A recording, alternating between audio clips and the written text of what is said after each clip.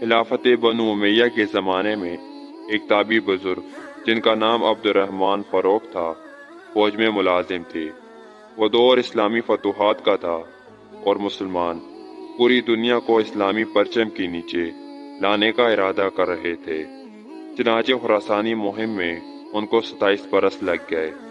جب لوٹے تو جس بچے کو ماں کے پیٹ میں چھوڑ گئے تھے وہ بڑا ہو کر ربیعۃ الرائے کے نام سے موسوم ہو چکا تھا، اور امام مالک رحمۃ اللہ اور شیر خدا حضرت علی رضی اللہ عنہ کے استاد خواجہ حسن بصری رحمۃ اللہ ان کی شاگردی پر فخر کرتے تھے۔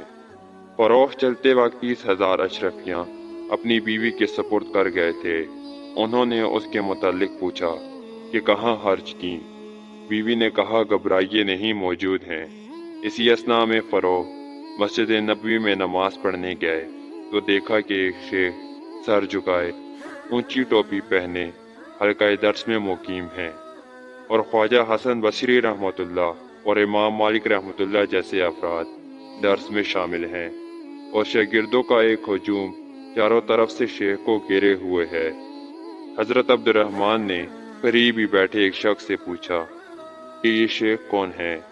اس شخص نے جواب دیا کہ کوئی عبدالرحمن فروغ نامی آدمی ہے، ان کے بیٹے ربیعہ بن عبدالرحمن ہیں۔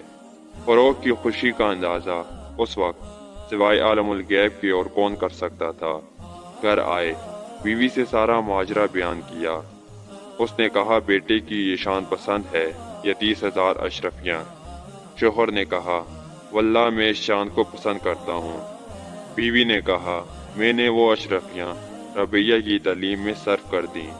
شوہر نے کہا خدا کی قسم تم نے وہ مال ضائع نہیں کیا۔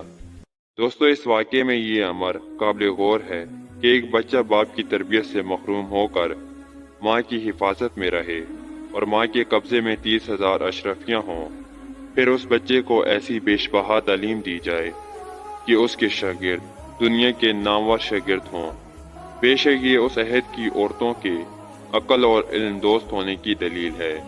ہمارے ملک میں اگر 14ویں صدی میں کسی ماں کے اختیار میں 30,000 اشرفیاں اور ایک بچہ دے دیا جائے تو معلوم نہیں کہ ماں کے لاڈ پیار سے بلند اقبال صاحبزادے کے اخلاق کہاں تک ترقی کریں۔ دوستو، یہ تھی آج کی ویڈیو۔ اگر آپ کو یہ پسند آئی تو اسے لائک کریں اور اپنے دوستوں کے ساتھ شیئر کریں، اور چینل پر نئے ہیں تو چینل کو سبسکرائب کریں تاکہ مزید ایسی ہی ویڈیو کا نوٹیفیکیشن آپ کو بر وقت مل سکے۔